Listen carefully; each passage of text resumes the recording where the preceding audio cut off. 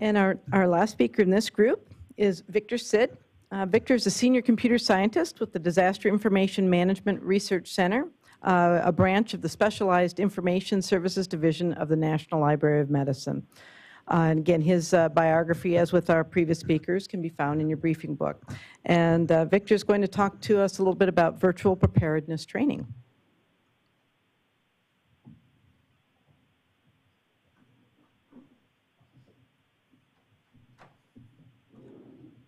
Good morning. I was asked to be very brief, so I will virtually run through my presentation. The goal of our branch in the National Library of Medicine is to create resources for disaster health preparedness, response, and recovery. Our intention is not to produce research, but actual products that people can use. We have a research and development area, and we're aimed to create new tools and methods for disaster management. In that area, simulation for training is actually a very important aspect of our work. We're trying to create simulations that can help professionals in the context of public health and disaster management. We are a small group, so we enlarge ourselves with many collaborations with national and international organizations. So we have access to computer scientists and instructional systems designers, and we use a lot of techniques, tools, and skills that are similar to those used by the video game industry. Currently, we're working in two specific projects. One has to do with training professional staff that play roles in emergency operations centers, in hospitals and other types of facilities. And the other one has to do with training medical professionals in hospitals in events that have to do with highly infectious diseases. And the first project, we call it the Virtual ICS Exercise System. We're trying to improve on one method that is widely used for training people in incident command system, which is tabletop exercises. Okay, so people gather around a table or in a room and they speak about certain scenario. Right?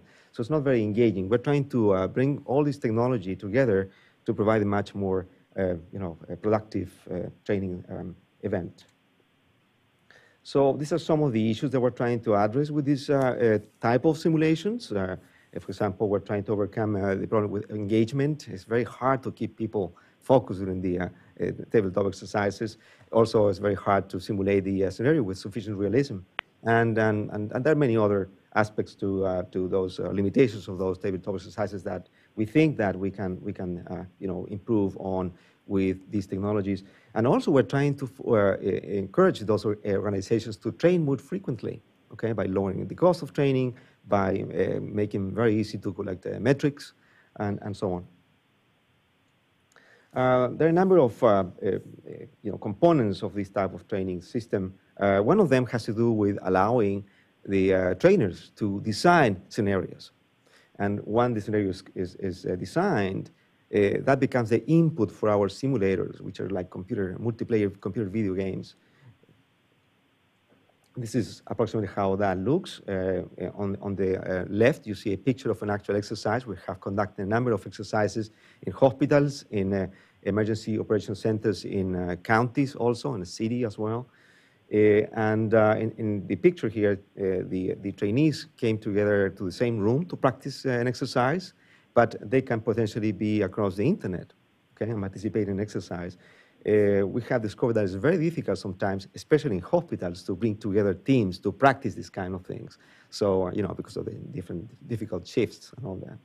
So this offers an alternative for that situation. So they get together into this simulated environment. You can see a picture of that on the right. It's a 3D environment, like, your children probably play this type of games at home, right? So they can, the participants can see each other represented by avatars, small characters, and they can interact with each other, they can talk to each other, and they can interact with the environment. The other project, we call it the Highly Infectious Disease Emergency Management. We're trying to prepare caregivers at hospitals in the case that somebody comes to the facility with something like Ebola. And actually, this project was inspired by the last Ebola outbreak in Western Africa. You may remember that some of those patients were brought to NIH. Some of the hospitals nearby became, understandably, very concerned about the situation. So they encouraged us to work on in this area. So the intention here is to create a series of modules that will enable them to practice all the skills that we may need, or the main ones at least.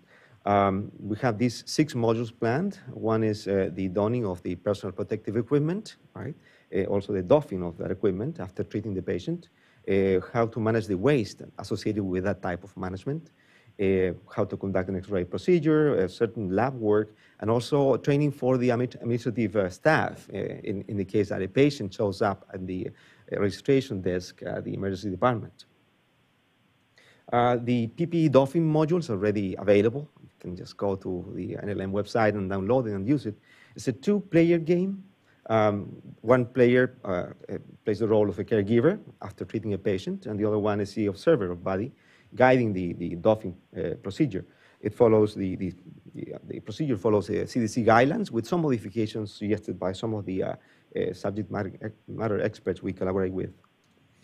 I will show briefly a video that exemplifies how this can work. So 2 people connect with 2 computers to the same network, and the computers talk to each other. The person, well, there's a 3D environment, so they can navigate inside it. It looks like a real hospital. You can see here the checklist with the steps for doffing, and the observer reads the steps to the caregiver, and the caregiver needs to follow those directions, and with the help with tools in the simulation. Because it's very difficult to simulate the detail of procedures, after completing a task, they are required to watch a video. Okay, so let me see here. That video shows the details of the task, but with a 50% chance, they may get a video depicting the procedure done incorrectly. So they need to be able to identify that, okay? So they are asked, was that procedure correct or not, okay? So they have to go through all a series of steps to complete the doffing, but at the end they get this review, after-action review, where they can see all the mistakes they may have made and why, and also get a final score, and they can finally switch roles and play the game again. Currently, we're also starting to experiment with cognitive computing, with deep learning, to try to help the trainers conduct and also review exercises. Okay, well, that's it.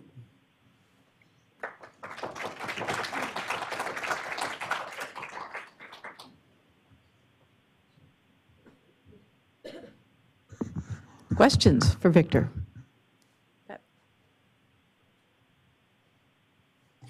I'm just wondering what kind of preparation you have for people developing the scenarios, because we have a lot of the immersion experiences in the DoD, but we have difficulty with faculty being able to create the cases and the scenarios to back it up and to make it really purely scientific. So how do you train people? Yes, actually, we do not train the exercisers, okay, the people who design exercises. We collaborate with them, with people who have been trained. Normally, in the hospitals, there's a person in charge of that role, the creating exercises and making sure that the staff is well trained in everything that has to do with emergency management. So they have to follow, for example, they need to take FEMA courses, right? There are a number of courses that are mandatory for everybody doing this type of thing. However, the tool that we designed to create scenarios is very interesting from a point of view that offers guidance to those designers. So there are also examples, and the tool offers ways for trainers to share those exercises as well. So if there is an existing exercise, they can take it, import it, and modify it, okay, and create a new one. So that's the type of help that we provide, but we don't train those specialists. So would there be training for faculty that would be available to design exercises? We can actually organize that. We can help that. I think we have enough contact with professionals that know how to do that to help in that area. But we haven't tried yet, but definitely it's a possibility. Mm-hmm. Great, thank you. You're welcome. Other questions?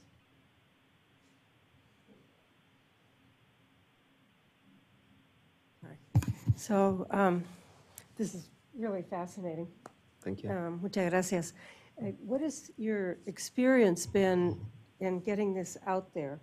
In other words, you talked about how people can design the interventions, but are you getting, is it being used in these hospitals, particularly, say, the level 2 more regional, and what kind of feedback are you getting on that?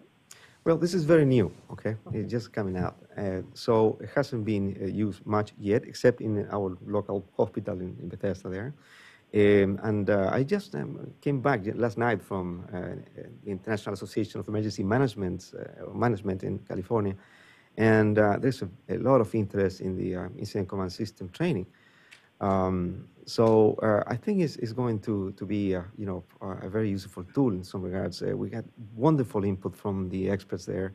They're looking forward to the final product. By the way, the incident command system is coming in December, probably. It's not out there yet. We have a prototype available that people can use to test the concept. By the way, we do test this system with immersive virtual reality as well. The problem that we have with that is, well, in part what Sambin described, and also Susan, that the technology has some limitations currently, and it's not widely available. For example, in hospitals, it's very hard to see a VR headset. So the tools will support immersive VR, and we can see the benefits of that for enhancing the training. Really, one of the big problems that doctors have, for example, when they are in front of, you know, in one of those tabletop exercises, they get distracted very easily. They go to their phones, they get distracted for the PA system, so it's hard to keep them focused, and VR will probably help substantially to correct that. But people get dizzy, and there's other issues, but the technology is improving, so, okay. Very good. Thank you, Victor.